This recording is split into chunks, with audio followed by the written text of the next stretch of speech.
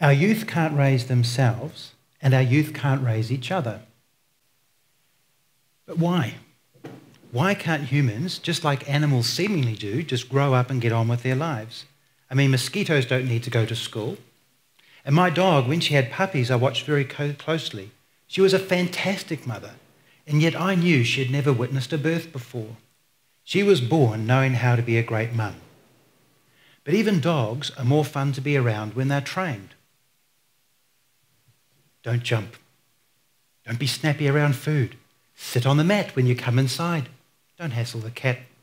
But dogs don't behave like this naturally. Dogs need to learn to be fun around people. People, too, are more fun to be around when they behave in a considerate and civilised manner. And many of the behaviours which make people fun to be around also need to be learned. The good news is that we're getting more civilised over time. Things are improving. Now, one way of measuring civilisation is to look at the homicide rate. The premise being, if we don't murder each other so much, we're more civilised. Now, in the most peaceful countries of today, of which New Zealand is one, the homicide rate runs at about 1 per 100,000 people per year. The global average is about 8.8, and in more violent societies it can be 50 or higher. But even these rates are low compared to historical. If we look at the last century, and as well as all the homicides, we include all of the deaths from the First and Second World War, all the deaths from the minor infractions, all of the deaths from the pandemics, the genocides, and all the mass starvations, it's still the most peaceful century that humanity has yet had. And this century is tracking even more peacefully. So why is this? Well, one way to get some insight is to flip the calendar back to the late Middle Ages. Now, from our perspective today, the average inhabitant of the Middle Ages would appear to be rude, smelly, just gross. Men regularly killed themselves in duels to the death, often over quite trivial things, perceived slights and disputes. One of my favourites was a duel to the death over poetry.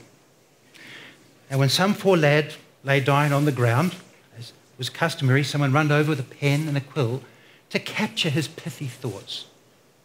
The summary of his life in one sentence that could be passed down the generations to us today. And what he said was, actually, I haven't read the poem. It's funny, right? Because we might do that too. Manners were also in short supply. This is perhaps best represented by a very popular publication called On Civility in Boys, which had a guide for when visiting other people, visiting their homes. It included, don't foul the staircase, the corridor, the closet, or the wall hangings with urine or other filth. Don't relieve yourself in front of ladies. Don't blow your nose on the tablecloth.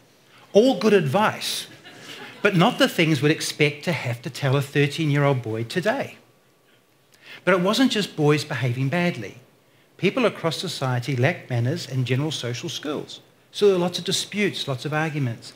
These at times led to violence, and sometimes this led to homicides. We don't, though, need to go back so far to see how much and how fast our society is changing.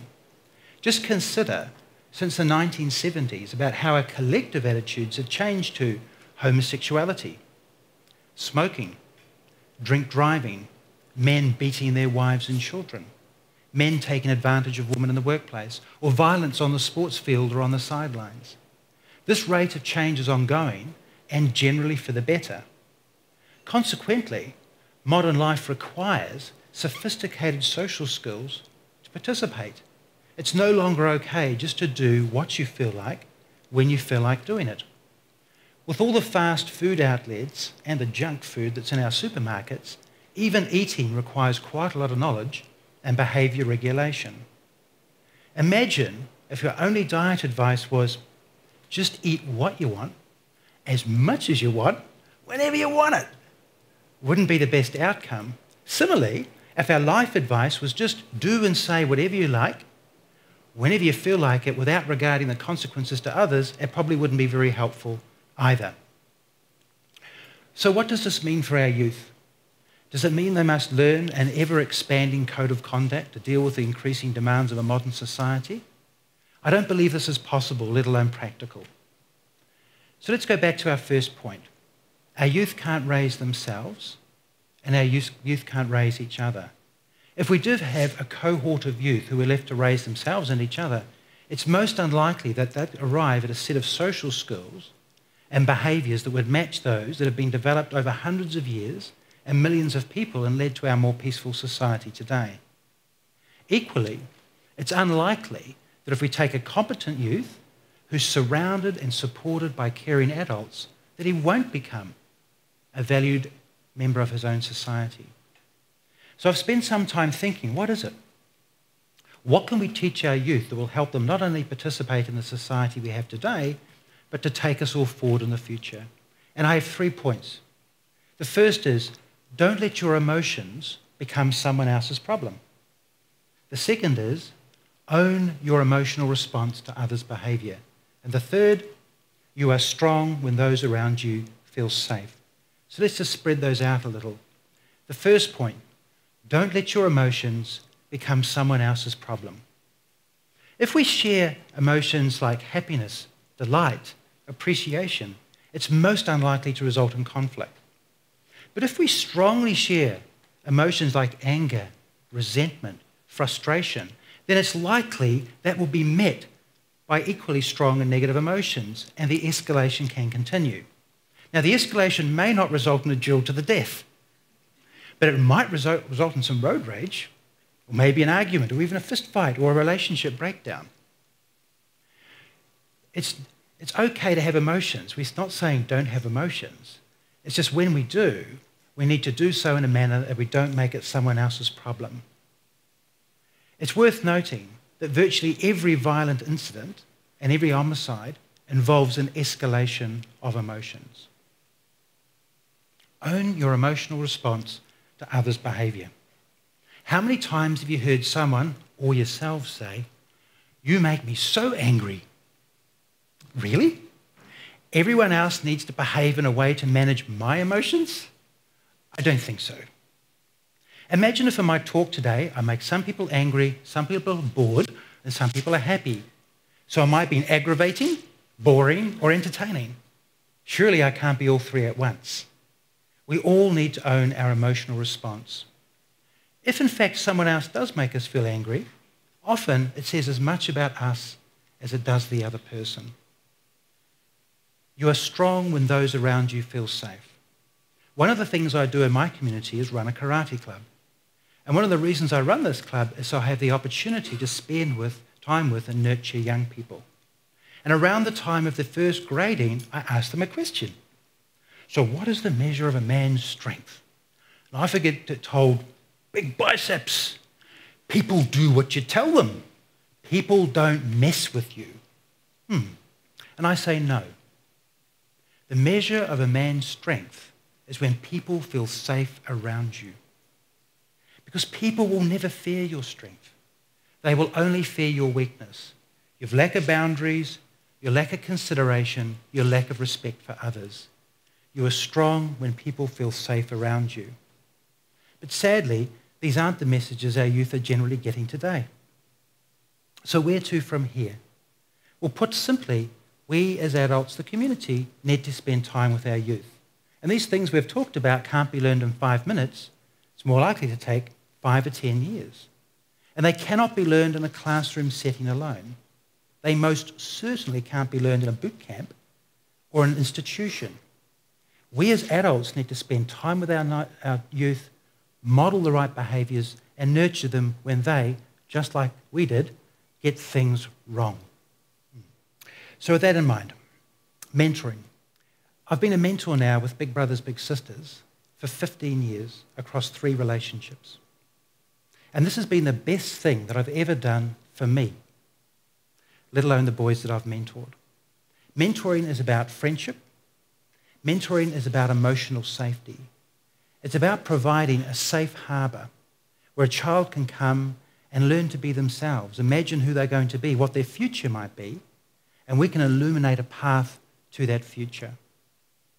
I'd like to share some stories with you that illustrate this a little. The first lesson I ever got, and I did get a lesson from my young man when I started mentoring, was this. I rang him up one day to arrange a time to pick him up very early in our relationship. And he said, so what are we doing today? And I told him whatever it was. And he said, nah, I've had a better offer. I was horrified. I didn't realize this was a bidding war. But in retrospect, I should have realized an adult coming into your life, maybe they seem a little bit like an entertainment machine with a wallet. But it was interesting, that only ever happened once. Very quickly, our relationship simply became about the time we spent together. And that was great. Another time I went to pick him up, he was being berated by his parent. Don't get him an ice cream today. He doesn't deserve an ice cream. He's been naughty. He's been this. He's been that. Tell him this. Tell him that. And as this was being laid out by the parent, I could see his shoulders sagging and his head drooping. Okay, so we wandered out to the car. Now, luckily, he had a fairly long driveway, so I had a bit of time to think. And when we got to the car, I sat down to him and I said, hey, mate, sorry, I wasn't paying much attention to your parent. Can you remember what she said? What? No, neither can I. Want an ice cream? Yep, great. So he went and got an ice cream, but this was a very important moment. What I was really telling this young man was, our time is about us. It's our safe harbour. We're not going to bring in the problems from other parts of your life or other parts of your world. When we're together, we're just going to focus on us and developing and growing our relationship. One time I had a young man in my car. We pulled up at an intersection and there was a police car parked next to us. Oh, it's a policeman I know. So I ran down the window to say hi. The young man looked up. I got this. Pig! No. The policeman looked at him and he looked at me. Sean? I looked back trying to say, call you later. We'll explain. But think about this. How is this young man going to grow up and be part of our society if he starts off right at the very beginning thinking the world's against him? So there's some work to do there. Of course, not all times are good and easy. We had our tough times too. I was nearly 5 years into one relationship, and the young lad was out of home in unhappy circumstances and out of school in unhappy circumstances. And there's about a 3-month period where we hardly caught up at all. I couldn't find him. He was living rough. And I spent my nights walking around looking for him. And this was terrible. This was like my own child being out on the streets. But after 3 months, I got a text. Can I come round?